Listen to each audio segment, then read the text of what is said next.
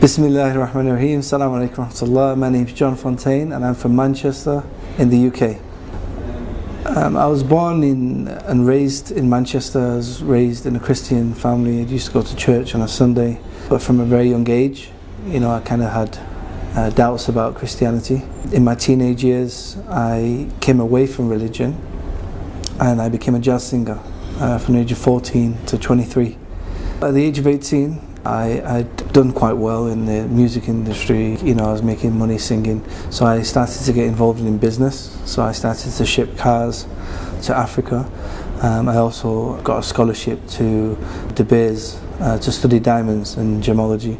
So I actually did some studies with them, and I was also looking into diamonds myself in Sierra Leone. So I was kind of trying to get involved in business. That was my main reason for going to Sierra Leone. And I remember my Sierra Leonean friend, when he took me there, he said, "Look, you're not going there to help people. You're going there to make money." That was the intention initially for going to Africa. The first country I went to was Senegal. I went on my own actually. I was 18 years old, and there was a bit of confusion because the idea was to get a visa for Sierra Leone from Senegal, but when I got there was no Sierra Leone embassy, so I was kind of stranded in Senegal, and I didn't really have much funds. So I spoke to the hotel manager and told him I don't have enough money to pay you. So he said, "No problem, come to my house." But he was a Muslim.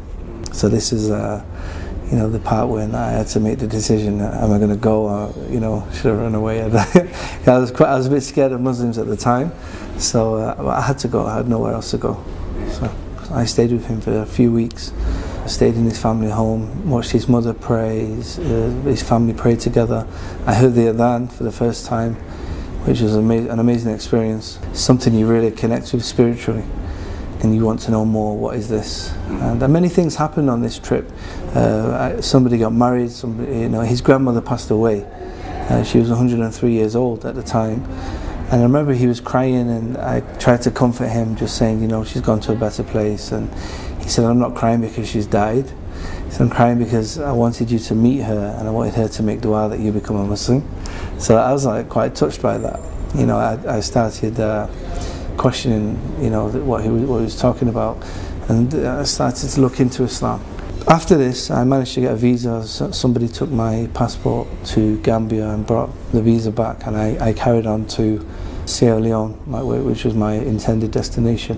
That's where I was actually doing business, and for the next few years, I was back and forth from the UK to Africa, involved in business. It was kind of a dark period of my life in terms of getting involved with the wrong people, just basically chasing the dunya, trying to make money.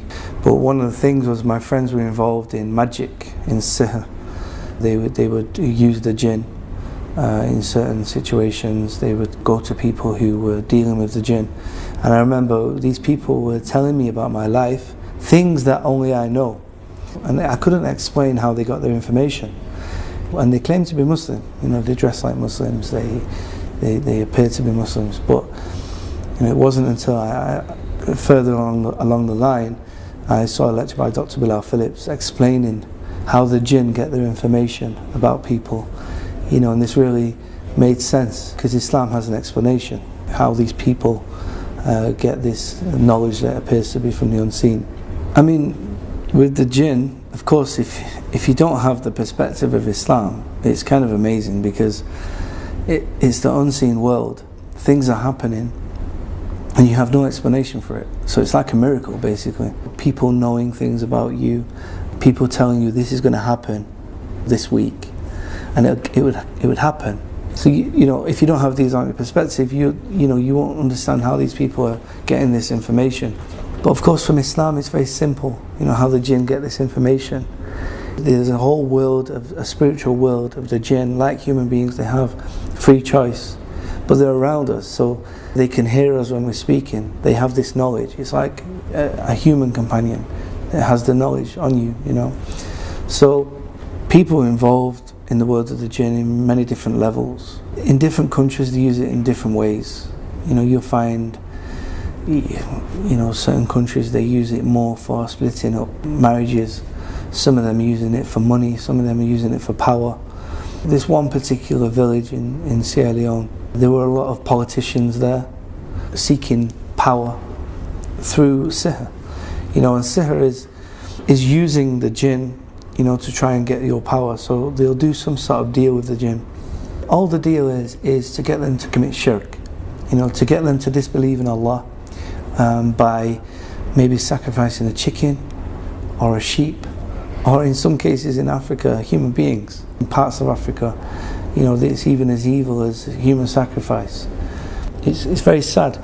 But the point is that this particular act of submitting to the jinn takes you outside of Islam. It's an act of kufr, and a lot of them don't understand this. So the whole point of the jinn is to get you to commit shirk. But subhanAllah, the people I were involved in were using it for business, to get deals, protection from police, protection from certain things they were trying to bring into the country. People would be blinded to certain things. And it was weird, like people looking at something but they can't see it because the jinn would cover it. It's, of course, from the Islamic perspective, all this happens with the permission of Allah, that Allah gives these people the permission to do it. Not that Allah likes what they're doing or agrees with what they're doing, but there's a wisdom Allah allows them to do these things. I've seen a lot of different things. I don't like to go into too much detail about it. It's not a nice topic. People like these type of topics. They're always discussing about the world of the jinn.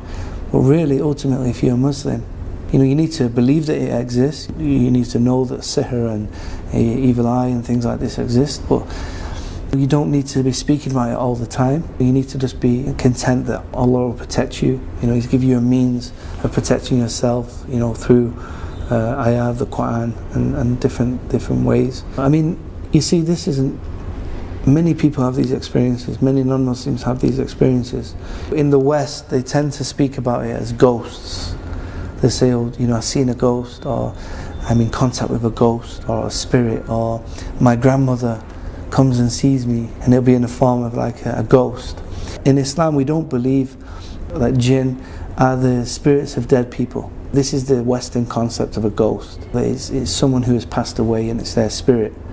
And what it is the jinn pretending to be your grandmother, or because they know all the information, what your grandmother knows, because they've been there through all them experiences. And then they start to fool you and think that you're speaking to your dead grandmother. It's all to get you to leave the worship of Allah. But from the Islamic perspective, the jinn have their own spirit. They are like human beings. It's not the soul of a dead person. It's their own soul, created as a jinn.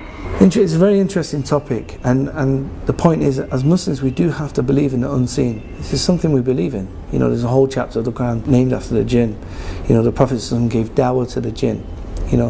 This is definitely something that is a part of our belief, and we shouldn't go to extremes. Some Muslims deny the existence of jinn. Some of them are actually dealing with the jinn, and both are wrong. We have to affirm that they exist, but at the same time, we don't deal with them. So that really connected me with Islam, because Islam could answer what I'd witnessed in Africa, in the world of the jinn, the concept of the jinn. It's something I already believed in, from my experiences there. Now I was starting to look into Islam and start to believe in Islam. I was looking more into the Quran, we were watching a lot of YouTube videos aimed at non-Muslims and new Muslims, like the Deen Show.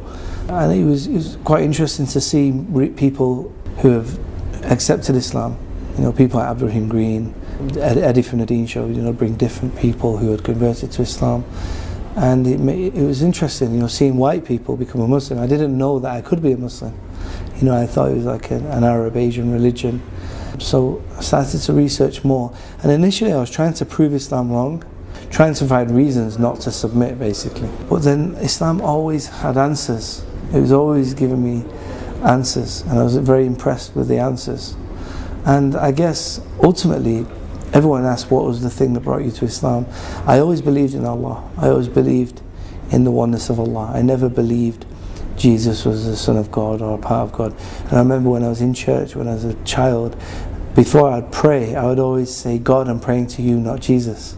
I start my prayer like that. Very profound, the fitrah. Everyone is born with this belief in a creator. It's a very real thing for me. So the concept that I had of of God was the Islamic concept. No other religion had that. So that was the thing that appealed to me. Well, I believed I was a Muslim. I fasted Ramadan on my own in my bedroom. I tried to pray with the laptop, on the floor and things like that. I'm sure many people have done that. But I'd not officially took Shahada. I'd not been to a masjid. And I actually travelled on business to Egypt and met a friend of mine, and he needed to pray. He was a Muslim, so he went to the mosque and he was praying, and he let me come to the mosque. I sat down and watched him, and then I asked him, teach me how to pray. And he said, no, because you're not a Muslim. I said, I fasted Ramadan, I believe in Islam. And he said, well, you have to say the Shahada. So I said, what's the Shahada? So then I declared the Shahada, and this was the beginning of me, officially becoming a Muslim. After taking my Shahada, I travelled back to the United Kingdom, and I was looking for a mosque. I went to a mosque, and it was closed. I found out later it was a Shia mosque. Spoiled out all the plans, So I went to another place which I thought was a school. It looked like an Islamic school. It's called the Muslim Youth Foundation. It's in the Manchester city centre, and it turned out to be the central mosque. It was actually a masjid. As soon as I went there was a white guy just there at the reception, and I was shocked, and he was called Scott, he had an English name. He started to sit me down, teach me the Fatiha, may Allah reward him, subhanAllah, teach me the Salah. He's very patient with me, and he didn't used to judge me. He realised, you're living in the West, you're a new Muslim, you don't have to be a Muslim. If I wanted, I could have just walked out. So he's very patient in that way. In the beginning stages, I was very jahil. I was still, at that point, still singing. This is my income. Still doing certain things, so you're in this transition period. People think that you take Shahada and then you just become like a Sahaba. It's not like that. It's like any other Muslim. You're in this transition period. And there's some good brothers at this masjid who really supported me, and every day I'd go there and just learn off the people, and it's a really beneficial point. So I'm currently, I try to help people learn how to interact with non-Muslims, how to give dawah. I have like a basic dawah course, and also detailed dawah courses on Christianity and atheism.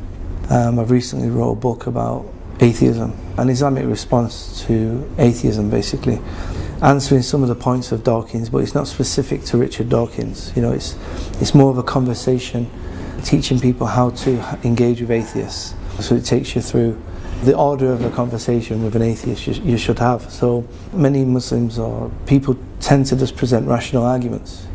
Usually this is the method many people use, but when you look at many of the scholars of the past, like Ibn Taymiyyah for instance, he used like the fitra perspective, which is that we don't have to prove the existence of Allah. This is a given.